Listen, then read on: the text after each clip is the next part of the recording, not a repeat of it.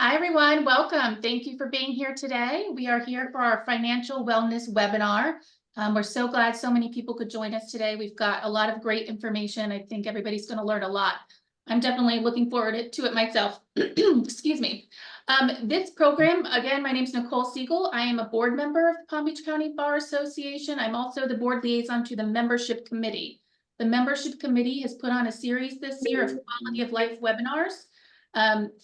This year, our president of the association, Grassford Smith, his theme is quality of life is the key to happiness. And one of his, the benchmark for this program was to have these webinars, which kind of address different aspects of our lives that concern us that are outside of our actual practice. Because as we all know, we're not just our work. And there are lots of other aspects to our lives, and we want to make sure that we're all well balanced. So we have Grassford here, and he just wanted to say a few words before we begin. Yes, good afternoon, everyone, and thank you, Nicole, for your service on the board and to the membership committee. And as you stated, I have been very focused on this quality of life program as part of my presidency. And if you all attended the Bench Bar Conference and heard the speech of Justice Francis, she talked about wellness issues and how those issues could also impact our practice.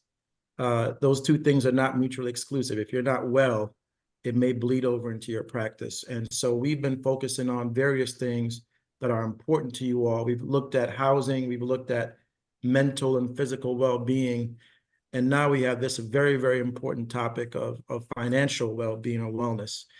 And you all will hear from some fabulous speakers. I'm looking forward to hearing about what their expertise will offer to us, and understanding that this area of financial well-being is a very much of a stressor for a lot of folks, but we're looking at ways to be proactive and turn that into opportunities. So I am very, very happy to be able to be here today and to learn and listen. And I'm looking forward to my next bulletin article being about the lessons that we've learned today. So you will get that memorialized there as well. So with that, Nicole, I'll turn it back to you. Thank you. Thank you, Grassford. We really appreciate you instigating this really important program this year. Just to give a little bit of a roadmap about where we're going to be going today, there's kind of a very broad picture when we think of financial wellness. We're going to talk on issues of debt and debt management. That's something that unfortunately a lot of us know much too much about, especially coming out of law school, between law school loans and maybe some consumer debts and things like that. And then we're going to kind of talk about budgeting issues, and we're going to move into, okay, you're feeling comfortable and maybe you've got some of that debt managed, and we're going to talk about building your wealth and some of the things that you need to do to kind of make sure that you're safeguarding your wealth, and also thinking about your future when we talk about retirement and, you know, funding of children's college funds and things of that nature. So we're going to go, I think of it almost kind of chronologically as from where we start to where we will hopefully end up. And so we're going to that's kind of a little roadmap about today. I'm going to do some intros of our speakers. We have a really great diverse panel here today with sort of different backgrounds, and I think that that's going to give everybody a really broad, picture of this financial wellness. And I think we're going to get into some good discussions here today. So I'm going to do some introductions. If you'll just give me a few minutes here. We have our first panelist today is Judge Reed Scott. Many of you know him. He was appointed to the Circuit Court bench by Governor DeSantis in July of 2023. He is presiding over the Circuit Court division since his appointment.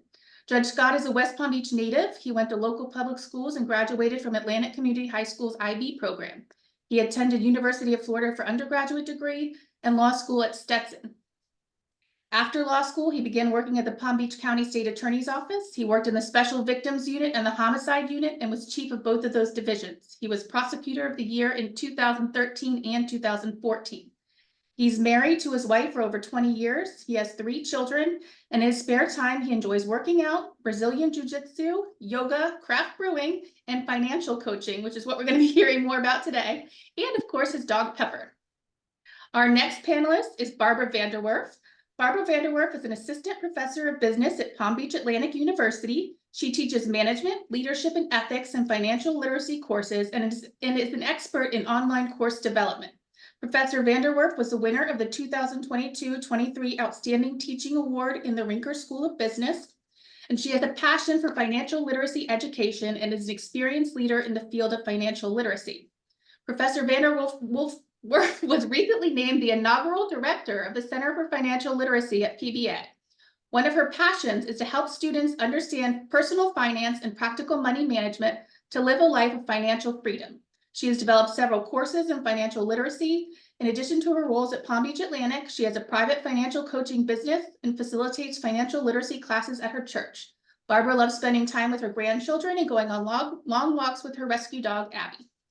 I think we're seeing a theme of everyone spending time with their dogs, which I love.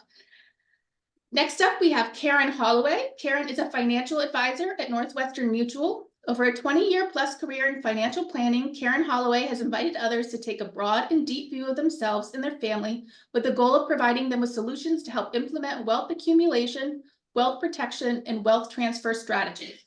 What matters most to Karen is knowing what's important to her clients. She strives to have an exceptional relationship with all clients. When she's not busy financial planning, you can find Karen curled up with a good book, traveling with her husband, or watching Gladiator with her 2 dogs. She's a firm believer in the power of positivity and strives to spread joy wherever she goes.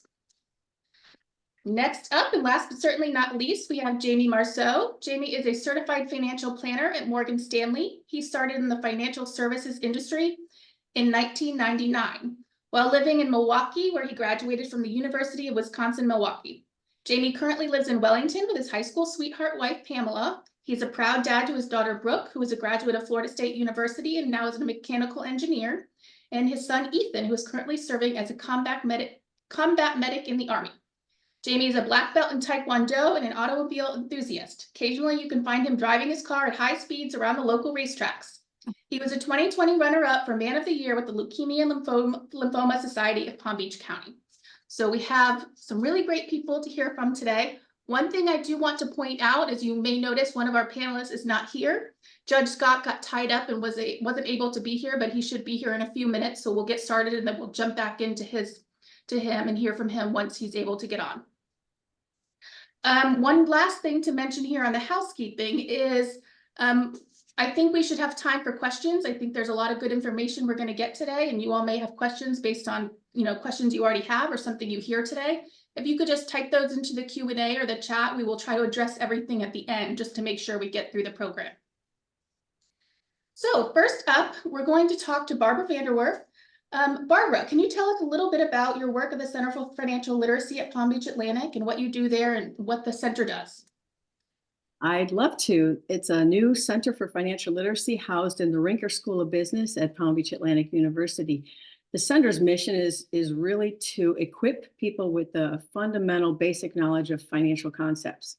When they have that knowledge of financial concepts, they can then make wise and informed decisions about their financial future. We try to inform them about things like time value of money, compound interest, budgeting, obviously reducing and eliminating debt, investing, and ensuring life, health, and property. And then obviously we love to teach about generous giving as well. We have some practical courses at PBA in financial literacy. I'm currently developing a massive online course that anyone can take. And we offer some valuable resources in the center itself.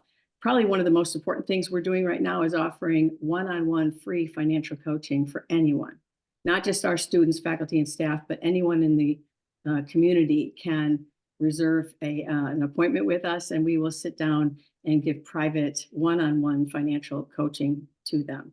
So there's no shortage of financial advice out there. There's no shortage of personal finance courses. You can just Google it and find 100 of them.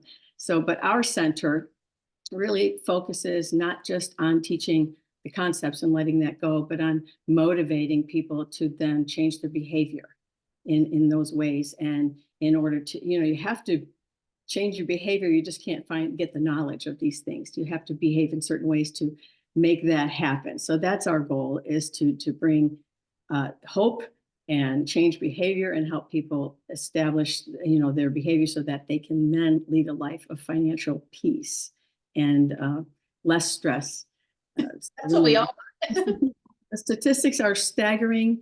And as Grassford mentioned, anxiety and stress in the financial space is high right now. It is one of the leading causes for discord and divorce and anxiety and stress. So we're trying to find a space for people to come and we can help them and reduce that stress.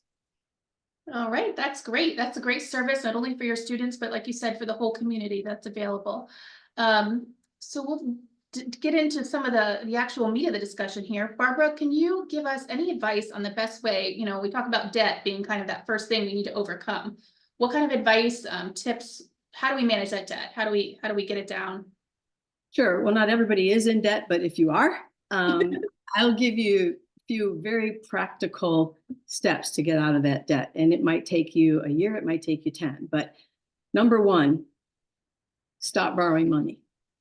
So you can't dig out of a hole when you're pouring dirt in it. So just stop borrowing money. Today, just purpose in your heart that you will not borrow another dollar, whether that's credit card debt, personal debt, student loans.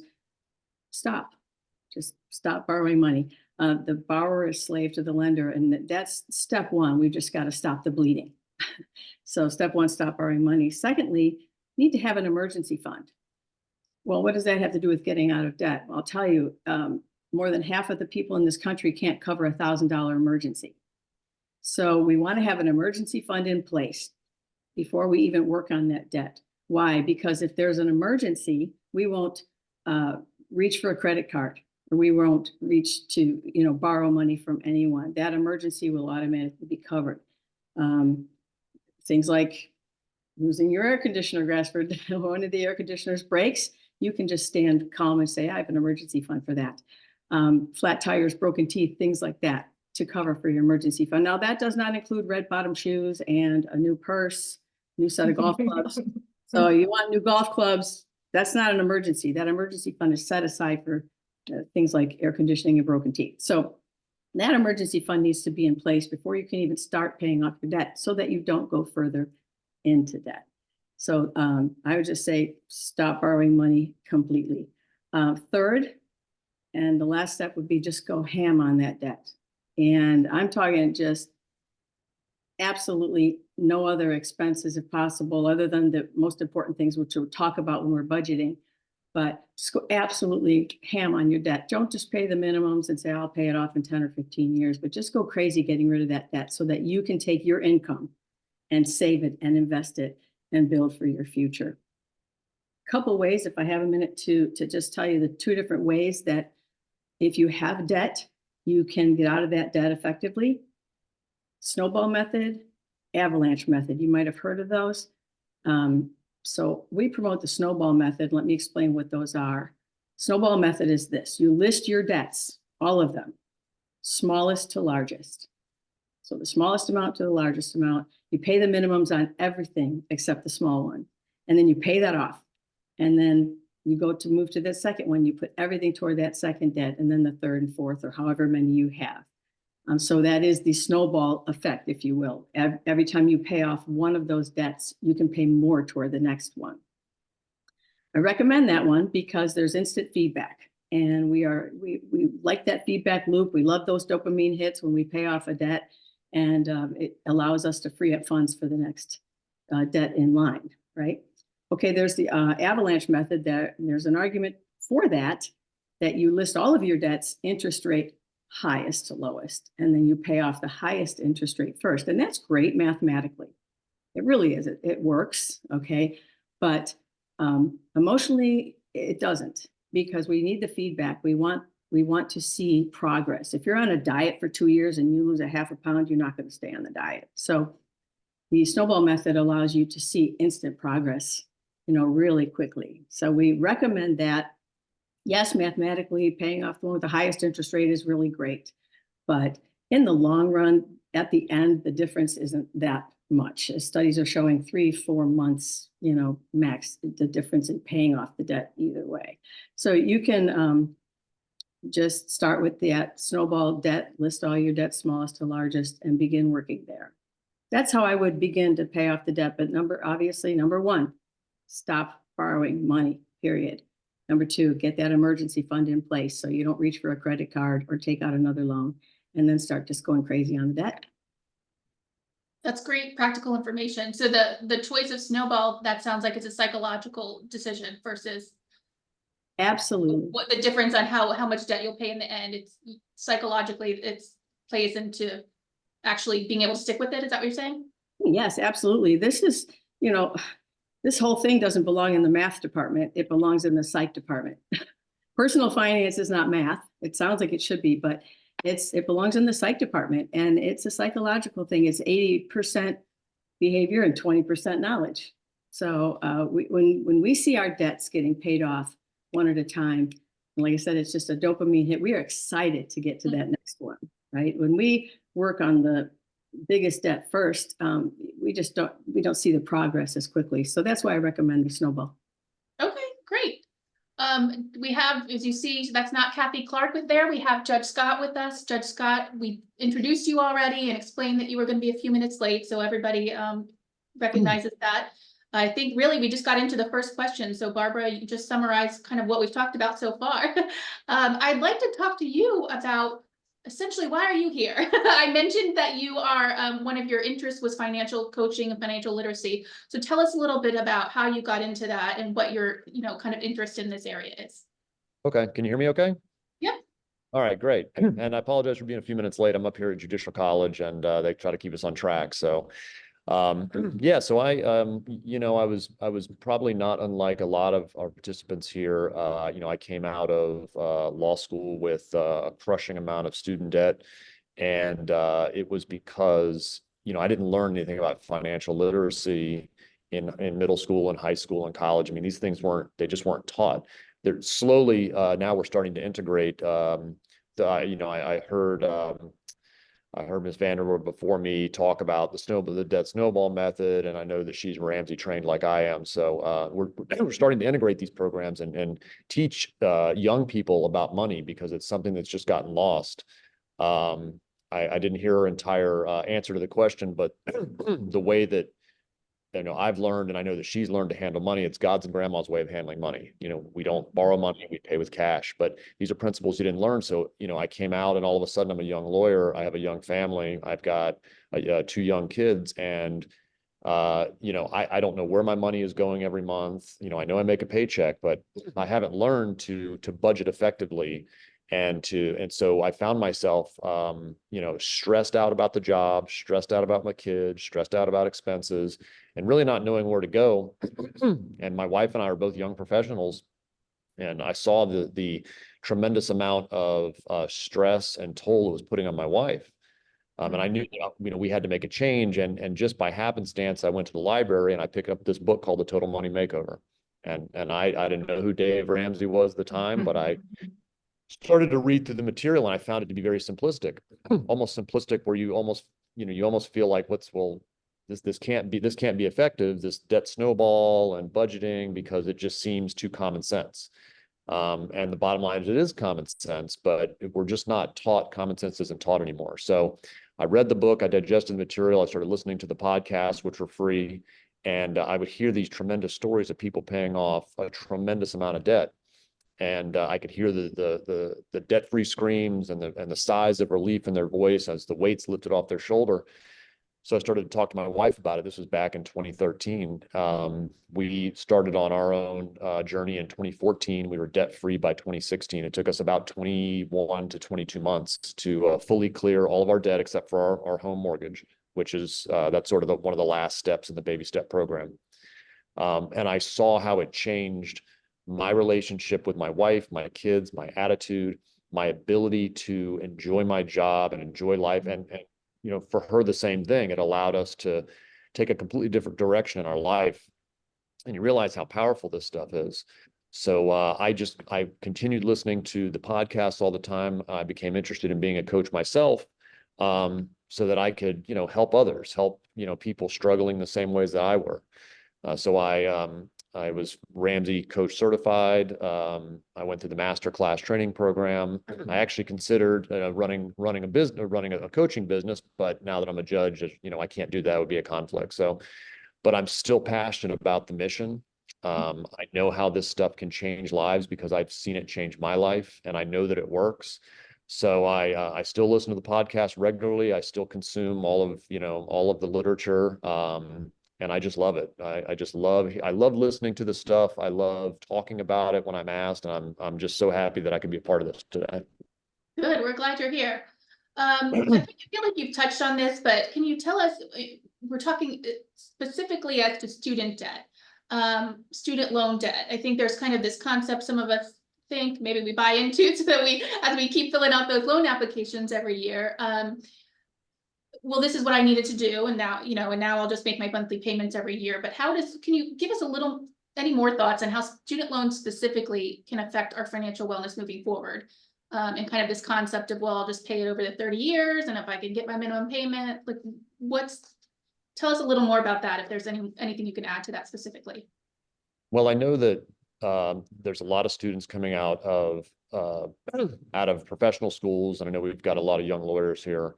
The total for the student loan debt total in the United States right now is $1.72 trillion. It's a crushing amount of student loan debt when you really think about it. And the prospects, think about paying essentially 2 mortgages for a period of 30 years. And what that does to your financial ability to become wealthy. And wealth is a math equation. It's not wealth isn't what most people think it is. It's not buying fancy cars and spending money on vacations. Wealth is being wealthy is just what you owe minus what you own. Like it's a math equation, It's being able to, live the life that you want to live when you have a loan payment that's stealing money from you every month, because our most powerful wealth building asset is our income. And even those of us that have really good incomes, when all that money is leaving you every month, and it's not just student loans, it's student loans. The average car payment in America is over, I think it's close to $600 per month. Student loans range from, $1,000 per month. I know mine were in excess of $1,000 per month. So you think about all that money that leaves your budget every single month, and what could you do if you had that money in your pocket? How generous could you be? Could you help that mother, that person that you see, maybe is having trouble paying groceries? Can you pay it forward? Can you, when you're in the grocery store, be generous? Because there's 3 things that the Bible tells us to do with money. That's we need to spend some, we need to save some, and we need to give some. And you can't do those 3 things when the money is constantly being taken away from you. And it's when we all start off, we think to ourselves, well, I'm going to make my monthly payments, and I'll do that for as long as I need to. And I did that. I did that for a number of years before it just became untenable. The check that I wrote every month, that number will be forever ingrained in my brain. I will never forget that number. And when the day came that I never had to pay that number again, the weight off your shoulder, your life feels differently. And that's the way I like to explain is that when you're no longer a slave to that number, because the borrower is slave to the lender. Proverbs 22:7. The borrower is slave to the lender. And when you are a slave to the system and you're giving up that money every month, it has such a negative impact on your life. That's why I think this stuff is so powerful. All right, thank you. One other quick thing I did want to touch on with regards to student loan. I know you were a prosecutor for your whole career.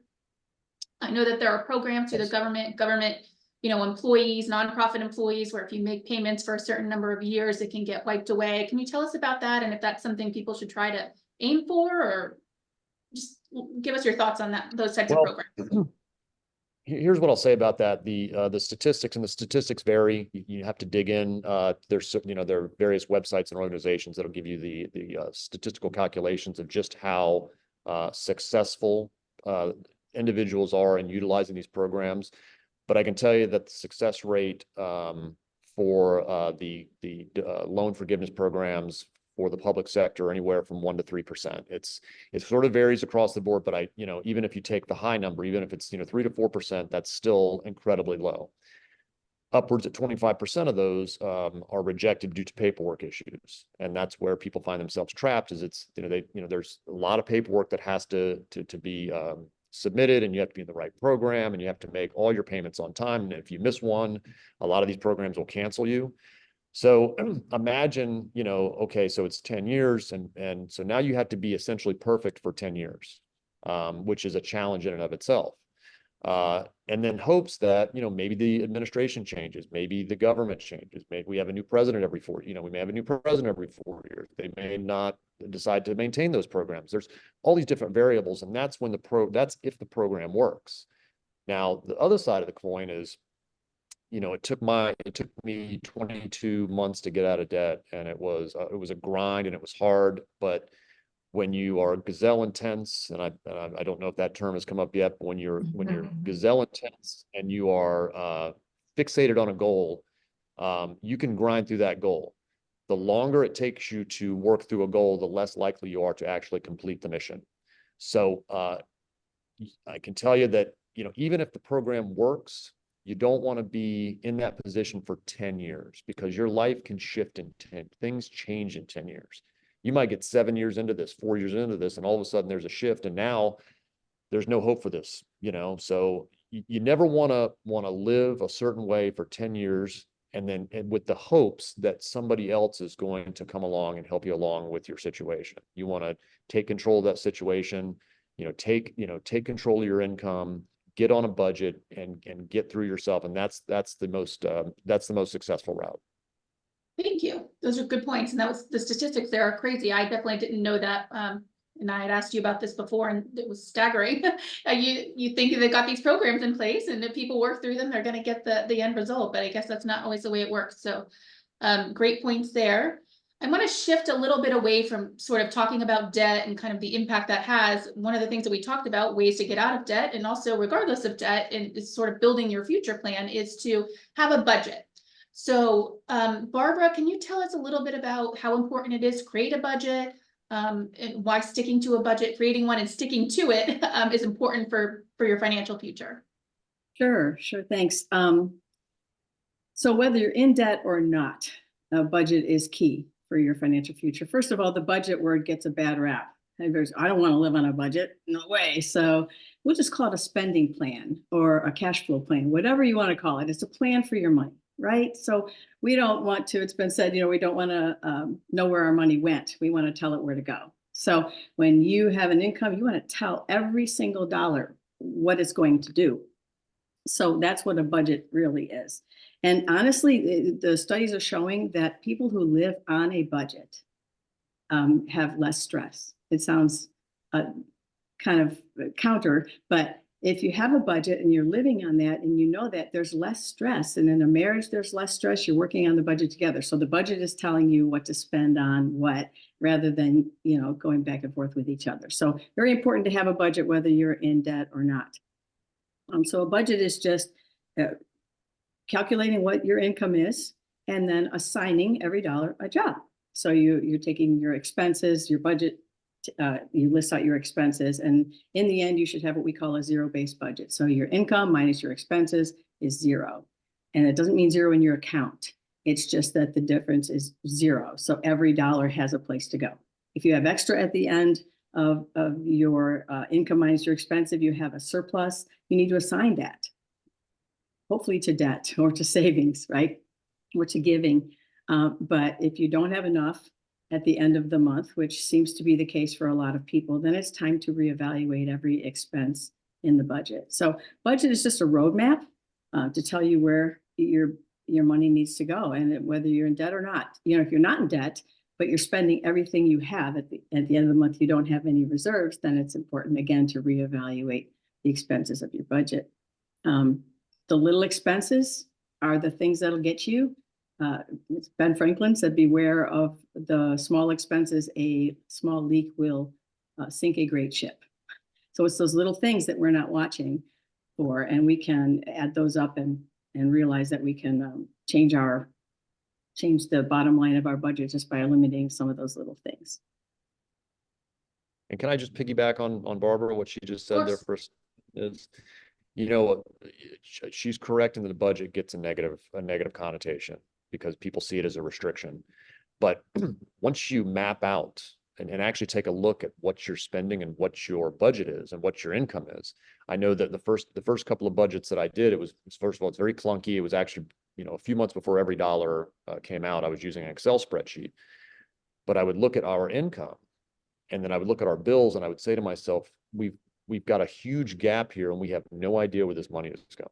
And that's the problem with not living on a budget is like Barbara said, is money will just leak out. When you do a zero-based budget and you put at the beginning of the month, every dollar has a name, every dollar has an assignment, what you will find invariably is that you'll give yourself a raise. Because when you assign the money at the beginning of the month and you say, these are my 4 walls, these are my essentials, when you get down, you're going to have money left over. And that's this idea is that it gives you permission then to put a line item in for just blow money, and whatever that is in your budget. If it's $100, $200, but you have a permission to spend without guilt, you don't have to feel bad about going and spending $50 on something. Why? It's in the budget.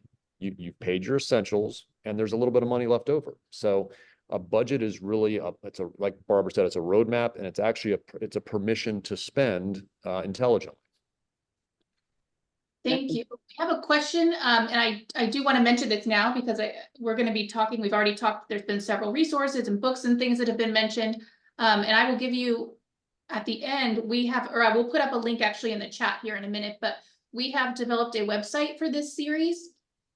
It is part of the Palm Beach County Bar's website, and I will add the link in a few minutes, but all of our presenters have provided suggestions for links for some of the things we're talking about, books, different resources, apps.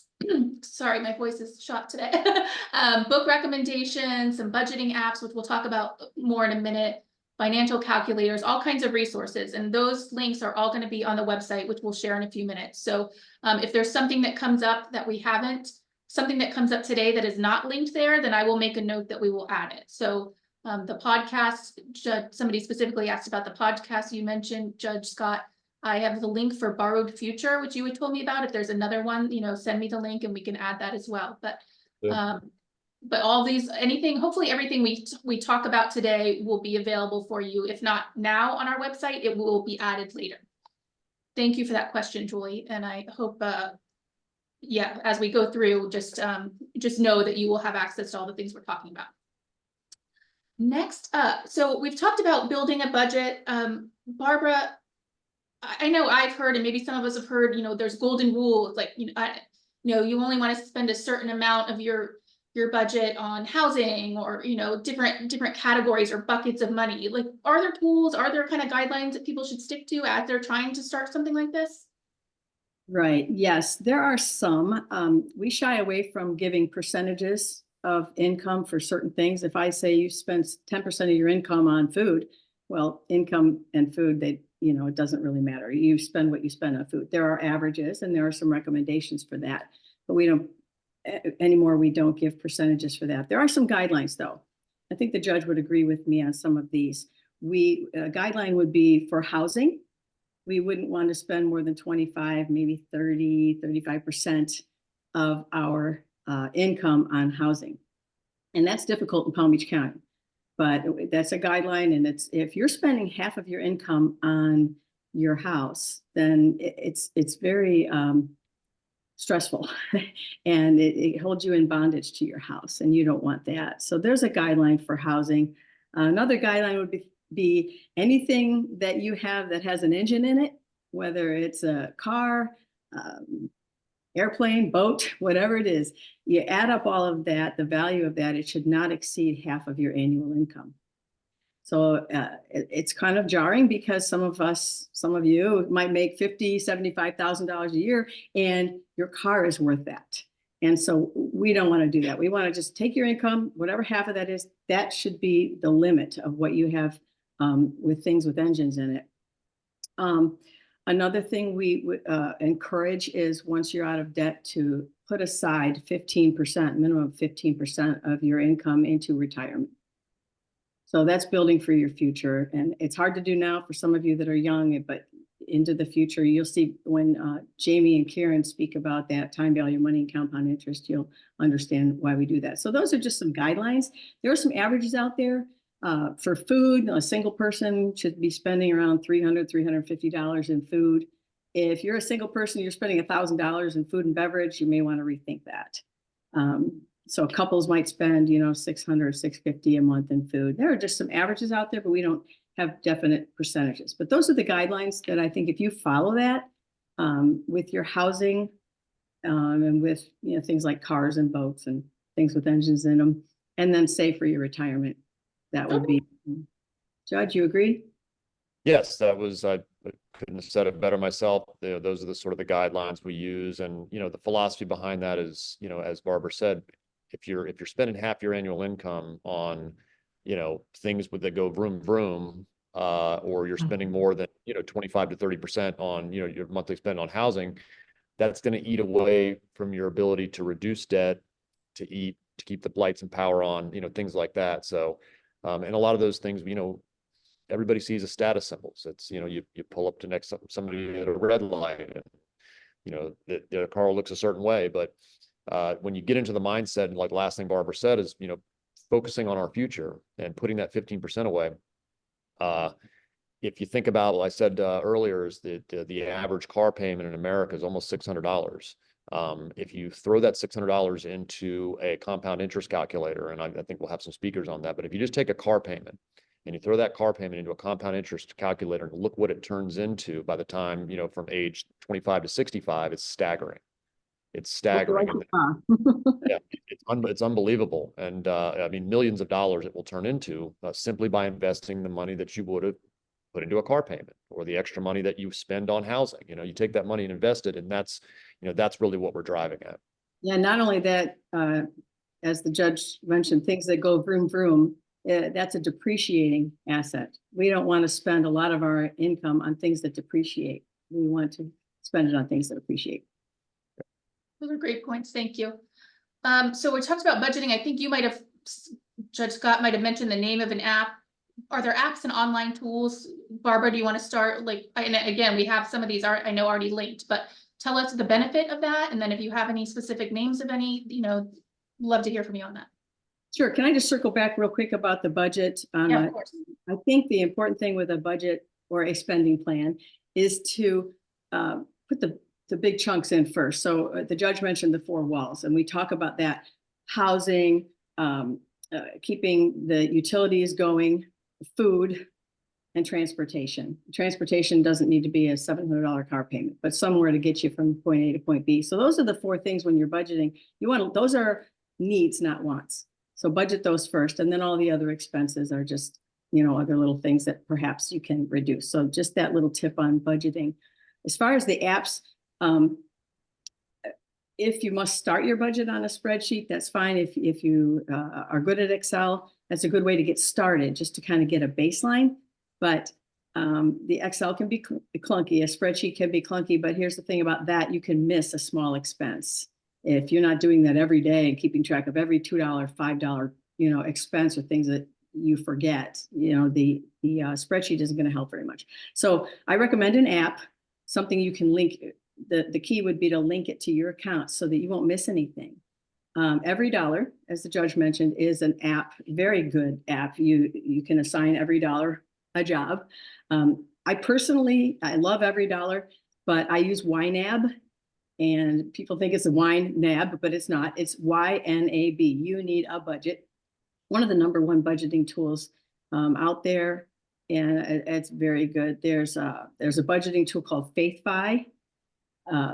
That is very good. Rocket Money is, my students are talking about Rocket Money, and that is another tool. But there are a ton of apps out there. I just make sure, #1, that that app will connect to your accounts safely, and so that you can see every expense that's going in or out, something that's variable, so you can make adjustments to it. You don't want somebody giving you guidelines and you can't change it. So you need to be able to roll with the punches and change your budget as necessary every month. So I think the app is important, and you can get an app that connects to your phone, computer, so that, if you're out and about, you can look and see what you have left in your budget right on your phone. Perfect. Thank you. Judge Scott, anything to add to that? No, I use Every Dollar. There's a lot of great apps out there, but I think what Barbara said is the most important, is that we all have mobile devices. So when you're out and about, you can check your budget, you know how much you can spend, and you can immediately, make sure that the money is coming out of your budget so that, it's sometimes that can be difficult to do with a spreadsheet because you kind of got to go home and remember what I spent. If it's on your phone, it's with you, and it makes it much easier. Thank you. Thank you both. We have had a lot of great information, but I want to make sure we get to everything. So I'm going to move it a little bit in the different direction now. We're going to hear more from Jamie and Karen at this point. Because I'd like to start talking about, okay, we've budgeted, maybe we've paid down our debt.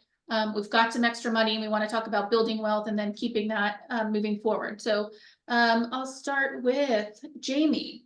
I think, Barbara touched to this, but should we start putting money into retirement account before debt is paid off? And there may be differing opinions here, but what are your thoughts on that?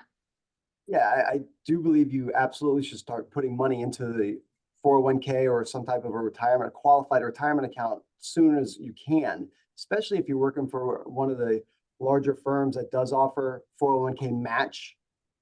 Because if you're hypothetically, they're matching up to 3% of your contribution, you put in 3%, you're automatically doubling your money. And then after that, then you could put more money in the budget, more money to pay down that debt. But the sooner you start to build a nest egg in that qualified account, the longer time frame you have, the more time value of money is going to compound on you. Like the judge said, the future value calculator that's all over the website, all over the internet, you can plug in 4 numbers and see how much the money could grow. So it's a combination of what Barbara said with the budgeting, but you absolutely should start as soon as you possibly can, because if you're not contributing when your company has a match, you're losing money, you're missing out on free money.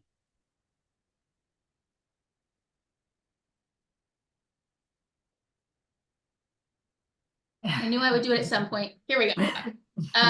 Okay, so we know we want to be eventually putting money into our retirement. Can you talk briefly, Jamie, about the different types of retirement plans and what we should consider when we're choosing one? In my opinion and my team's opinion, the 401k is one of the most important ones, because if you do a traditional 401k, it's going to help lower your taxable income, because you won't pay taxes on it now, but you'll pay taxes on it when you withdraw it at some point in the future. If your company offers a Roth 401k, we're big fans on that, because you'll pay the taxes now.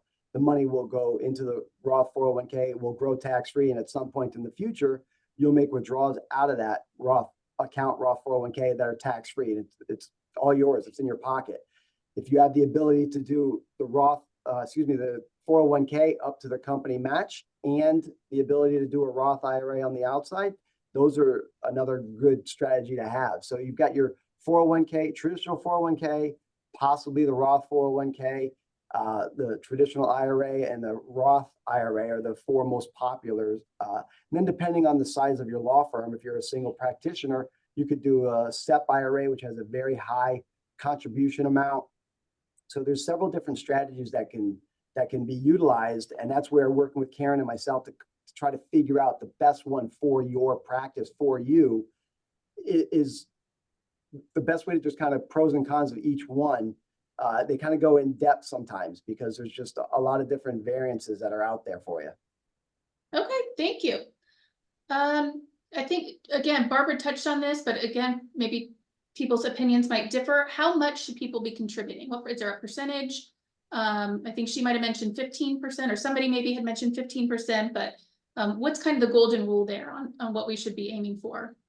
Well, you should be aiming to try to max out the 401k or the IRA maximums per year. For 2024, the maximum in a 401k is $23,000. Now, if you're a new attorney and you've got a lot of debt like that, you might not make that $23,000. But if you can do up to the company match, you're doubling your money.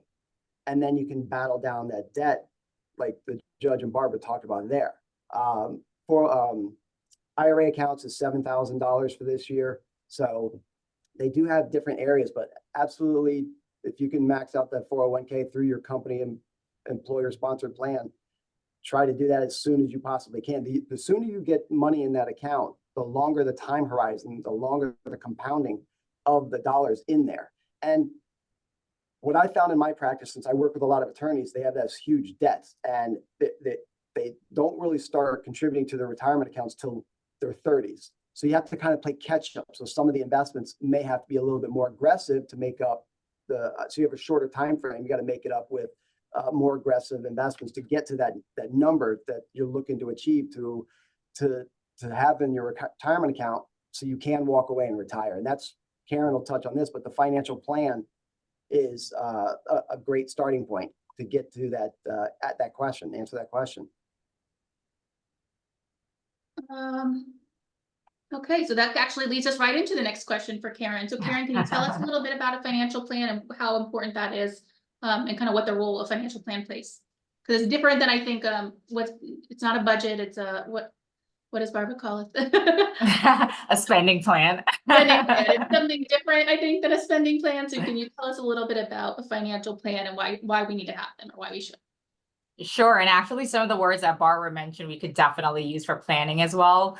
But I will say that the 3 reasons that people fail financially is lack of goals. So they have no idea what they want, when they want it. They have no vision for the future. The second reason is lack of planning. So they know what they want, but they don't know how. There's no system in place. They're not doing anything to get there. And the third reason that they fail financially is procrastination, putting off today what they could put it on for tomorrow, what they can do today. So the financial plan, when clients look at a financial plan, it's just a plan that says, this is what I want, and here are steps that I could take to achieve it. So whether that's college for my kids, whether that's paying off debt, whether that's retiring, a popular reason that clients normally come to seek us out for advice is, hey, I'm working for money now, but at some point I want to stop working for money and have money working for me. That means I'm pulling money from my 401k, I'm pulling money from my brokerage account, but I need a plan. I heard a Roth is good, a 401k is good, a SEP is good. What about this? I heard this is bad. I heard this is not good. And if I could just quickly share, can everyone see this chart? A financial plan will look different for everyone. So again, when you're starting out, this is just to get to a goal of $1 million. So here's a goal. My financial goal is to get to $1 million by 65. Normally, $1 million in assets by the time you're 65 will generate 40,000 of income yearly. So of course, if you want more annual income, then you need more assets. So that's the benefit of having a financial plan, because it will tell you exactly what you need to do by when, and it relieves a lot of stress, because sometimes we're comparing what the Joneses are doing or someone else is doing. But just by looking at this, if I'm in my 20s, I just need to save $381 to get to 65. Whereas if I wait till I'm in my 50s, now I have to save $5,700 to get to that same $1 million. So I feel like a financial plan is more self-care, more wellness being, because you're not worrying about what everyone else in. It's like focusing really on you.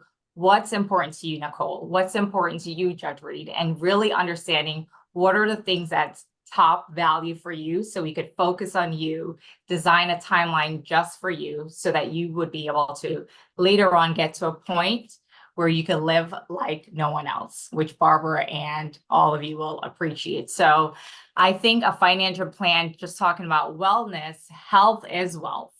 So in order to be able to have this mental capacity, if 80% of what we do is behavior and 20% is knowledge, then it's important to talk through the plans, because then I will relieve myself of most of the mental stress that I'm thinking about, like, should I be doing this?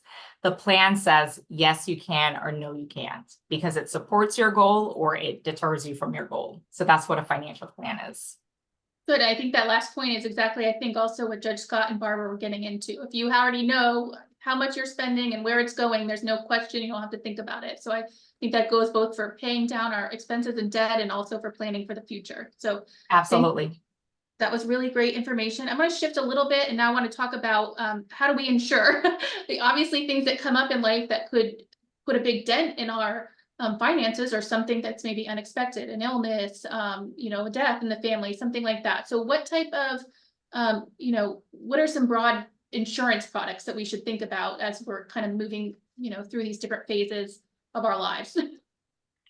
Sure. So not as fun to talk about. It's not compounding or growing your money, but it does happen, right? We've known many people in the legal community who have died, who were diagnosed with X, Y, and Z, who weren't able to work at the same capacity as before. So definitely think about protecting your income. Life insurance policy, disability policies are policies that protect your income, protect your earning ability, because without income, there's no Roth IRA, there's no 401ks, there's no investing at all. So really support that foundation to make sure that I have a plan in place that, God forbid, I get sick, I'm not able to work, I get injured, I die prematurely, my plan doesn't stop. My family is not affected by it. So the plan still goes on, even though I'm not able to work as I used to be. There's a plan in place that says my income is covered. My paycheck will still cover that. So term life insurance is a great way to start. Super affordable premium, large death benefit, and it's based on your health and it's based on your age. So the sooner you could get that, the lower you're going to pay on an expense sheet. The other part of it is disability income. Sometimes you could get that through your job. Other times you could stack policies on top of it. And that says if I get diagnosed with cancer, if I get in a really bad car accident, if someone is making $100,000 a year, you're really insuring your earning potential. So if I'm 35, I'm making $100,000 a year, I work for another 30 years, that's over $3 million. That's what you're insuring. The ability that your income will still come in. Talk about wellness. If your income goes and you're sick, now you're broken, you're stressed out. So at least if you're sick and income is still coming in, you could still put away for the kids' college, you could still pay off your debt, and you could still be able to retire in the future. So those are the big, important build-in foundations I would definitely recommend from a financial planning standpoint. Thank you, Karen. Hey, Nicole, can I elaborate on what Karen was saying? The life insurance piece is for now. The investment piece is for later, because you need time for the investment piece to do its magic and to compound on each other. But the life insurance, excuse me, is for an immediate emergency. When I'm talking to a married couple, I always ask the question, all right, how long do you want your surviving spouse to mourn your passing before they have to remarry to pay for the bills that you left them? So that life insurance is for right now. God forbid something happens to the primary breadwinner in the household. They have all this debt before they've had the opportunity to pay it off. And now surviving spouse has to be stressed out on how to cover these types of expenses, to pay for children or those types of things. So it's life insurance now, investments in the future. Thanks, Jamie. And that actually leads us to a question for you. So kind of shifting now from insurance to one of the other things that, some people think about is saving for our children, saving for specifically their education is something that a lot of us think about. So Jamie, can you tell us about some of the different options for that and if there's any preferences or what the differences are quickly? The two most popular ways to save for your children's education is the 529 plan and the Florida prepaid, since we're all in Florida. The more favored towards the 529 plan. Money gets put into the account. It gets invested according to the child's age or level of risk tolerance for the parents. The money grows tax-free, and upon distribution, if it's for a qualified education expense, it's tax-free as well. And then let's say hypothetically you have multiple children, you can, and the first child that goes to college doesn't use all that money, you can just change it to the next beneficiary. You can change it to the next beneficiary. You can change it, a 529 beneficiary, to somebody within the bloodline. So that then you can just even keep it in there for your grandchildren, your great-grandchildren. It's a way to create generational wealth. One of the other items that we have, especially with the attorneys, is all the student debt that they have, and trying to, oh my gosh, I have to save for my child's education so they don't have this type of debt. You're going to want to become selfish at some point and say, I need to take care of my retirement before I take care of your college. Because if you sacrifice your retirement to pay for their college, you could be 70 years old and run out of money. And then where are you going to get the money to live from? If your child graduates college at 22, 24, 27, they have various amounts of student debt. They have a lifetime to pay it back. So, and if you have already taken care of your retirement, they obtain student debt, you can kind of chip away at that with them and for them and help them do that. But you've got to become selfish and take care of your own retirement before they're putting money away for their college. And that's just kind of something, because what happens if you run out of money? Who are you going to get the money from when you're 75, 80? What if your child marries somebody that you don't like? What if they don't leave? There's all different, what if your children can't afford to cover your expenses? So a selfishness has to come into play to take care of you and your retirement, and not the college fund. Thank you. We've zoomed through our whole hour. I would like to stay on an extra few minutes if everybody can, because we do have some questions, and I'll move on to those, just because I know that these are specific things people are interested in. Grace asks, can you give tips on budgeting and assigning money to investment dollar cost averaging when a significant portion of your income comes from bonuses and distributions and not just monthly salaries, which is a position that a lot of lawyers are in. It's hard to budget when you don't necessarily know what you're going to end up with at the end of the year. So any thoughts on that? We would call that a variable budget, variable income budget. So you would budget based on the average that you make, and you adjust it monthly. And if you take in some extra, then you would reallocate that, to a sinking fund to save or to invest. And if you make a little less than your average, then you just got to, reallocate your budget based on that. But I would say just go with the average, what you think, and budget based on that. And each month, you are actually logging in the actual amount you're taking in that month and assigning the dollars. But you can basically build in your head a budget based on your average. Okay. Thank you. Let's see. Next we have from Anonymous. Regarding Barbara's comment about putting aside for retirement, do you have an opinion on where it goes? I think we've talked about this. Maybe Karen got into this a little, so we'll skip past that one about the retirement. The specific name of the podcast, Judge Scott, what was the specific podcast that you referenced earlier? So I use on iOS, but they're available on both iOS and Android. If you search the Ramsey Show, it used to be called, I think it was the Dave Ramsey Show. It's sort of transitioned now. The Ramsey Show podcast. It'll pull up in any of the platforms. Okay. I'll add a couple to that real quick if Yeah. somebody wants to write them down. Everyday Millionaires is another Ramsey spinoff. It's a quick 10-minute podcast. The Ramsey Show, Smart Money Happy Hour. I think some of the younger people really enjoy that. That's fun. That's really fun. And then this one I listen to every day called Faith and Finance. It's Rob West. He's actually going to be at PBA on April 2nd if y'all want to. Oh, great. I highly recommend the happy hour, the Smart Money Happy Hour with Rachel and Ken. That's a good short, but they get into some good topics and they have a lot of fun on that. Okay, thank you both. I will make sure that all the links to those, because there's already one on the website, but I'll make sure all of these are linked on the website later. Thank you. Let's see, separate links. Yes. What if you've worked for a few different places with different 401ks? How do you round all those up, and where should they be consolidated? Should you leave them where they are? Anybody, Jamie or Karen, any thoughts on that? Karen? Sure. It depends. So you can, if you let them sit, they're going to still continue to grow. The benefit of consolidating them, sometimes when you consolidate, you could add new money, because when you leave the employer, you're not able to add money into the plans anymore. So the benefit of consolidating is normally it lowers the fees and expenses that you're paying, because it's always based on assets under management. So if you have it in 3 different companies, they don't recognize each other. So consolidating helps. It also helps because within your 401k, you only have maybe a list of 10 investment options that you could get to.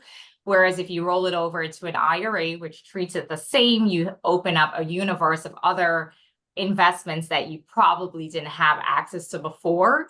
So it depends. It's always good to look at it, what the fees, the expenses, how that compares. And if the funds that you're invested in, if that's in alignment with your goal, that's a good reason why you would consolidate. Otherwise, if you're not looking to add any money, you could just let it sit there, because sometimes when you leave the 401k, the fees changes as well. So it always depends on just comparing, and we always provide like a side-by-side. This is what you're paying now. This is what you would pay if you consolidate, so that you can make an informed decision. Thank you. I feel like so many of what I've learned today is helpful to me. I have a 401k that's been sitting there since I was 20, and long before law school. So that is good information. I never thought about it. It's just sitting there and I just put it out of my mind. Let's see, what are your thoughts about? What are your thoughts about us on our own putting money in the stock market? So I guess just investing on your own as part of your personal financial plan. Hopefully that answers the question, Julie. Well, I'll, you know, you're free to do that. You know, there is a higher risk when playing single stocks, as opposed to, you know, investing in mutual funds, which you can invest in an S&P 500 or Vanguard, you know, through Fidelity. There's a number of different sites where you know, you can do your own research. You can find funds that outpace the S&P, find funds that are going to, you know, that'll better the that'll do better, you know, over the long haul. But I will say that there is a value in having an investment advisor in your corner, even if you do some investments on your own. And I do that, but I also have an investment advisor, because sort of when things, you know, when the roller coaster starts to go up and down, you need that person in your corner to try to settle you down and talk you off the ledge. You know, maybe you want to move investments around, or you know, you get scared and you want to pull money out. You know, the investment professionals are the ones to tell you to ride it out, and sort of they're outside looking in, so they can be a valuable resource for you. So I think there's tremendous value in having somebody in your corner that you trust, to be able to, you know, talk you off the ledge when you want to do something. So. Thank you. I agree. I all right. agree. Okay, good. 3 There's thumbs also- up. All thumbs up on that plan. All right. Couple more here, if you guys don't mind staying on, just answer people's questions quickly. Would it ever be helpful to consolidate student loan debt? So I guess that is a question that many of us have. We end up with lots of little loans that you accumulate over your years. Is there a benefit to consolidating? Well, the only benefit, I'll take one more. The only benefit to consolidating is that you have them under one umbrella, but remember that consolidation doesn't change the math. Sometimes people think that when you take 10 loads, you've consolidated them into one, that you've actually done something. You haven't. You've just roped them all under one umbrella. So when you use the debt snowball method, like Barbara was talking about earlier, it gives you traction. When you pay off, you know, the smallest, and then you get that momentum going. Sometimes when you consolidate all your loans together, yes, they're all under one umbrella now, but now you've got this big giant monster instead of, you know, little monsters, you know, to get off you along the way. So, I mean, consolidation is fine, but people just have to remember that when you consolidate, you don't change anything. You put it under one umbrella. Okay, thank you.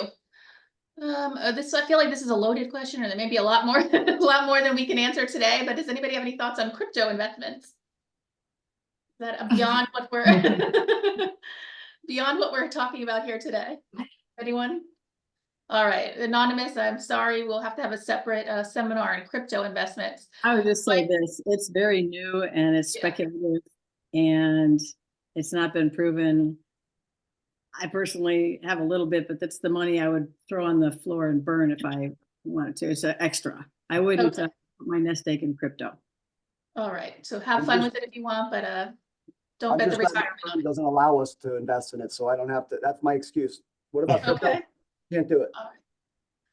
All right, thank you. I think we've worked through all the questions. It looks like I do want to mention again, I tried to post a link, but I'm having problems. So I just want to tell you all, for those of you who are on at the beginning, we do have a website that includes most of the resources that we've talked about today, plus some others, some book recommendations, things like that. It also includes contact information for all of our speakers here today, links to get to their various web pages to get in contact with them. That website address is www.palmbeachbar.org/quality-of-life-series. So that I'll just share it here really quick because it has, can you all see it now? Yes. Okay, so here is the main page you'll go to. You can see the address up here if you didn't get it, but great page put together by the bar. It has a little intro here from Grassford. And then here we get into this. These are all the links of things we talked about. I know there were a couple more podcasts that were talked about today, which I'll get added to this. You can also scroll down and find information from our previous ones, resources that were provided. So If you want to take a look at what else we've done, if you weren't able to make those, then you can scroll down and get all the links from those various topics as well. There was a lot of good information. So this is a great website, great resource. We understand that kind of came into this knowing there was a lot of information and a lot to talk about today, which is why we wanted to have that aspect of it. So again, reach out to our speakers today. Feel free to do that. And also feel free to look at all these references that they've given us. Just to close out, again, thank you to everyone. You will get an email from the bar after today's seminar with the CLE information. I think we have one hour of general CLE credit here today. I hope everyone learned a lot. I know I did, and I'm so happy to have been here and been involved and to get to meet everyone and speak to everyone here. Appreciate it, and we appreciate all you do and all the information you gave us today. So thank you to everyone. Have a great weekend. Thank you, Right. guys. Thank you. Have a good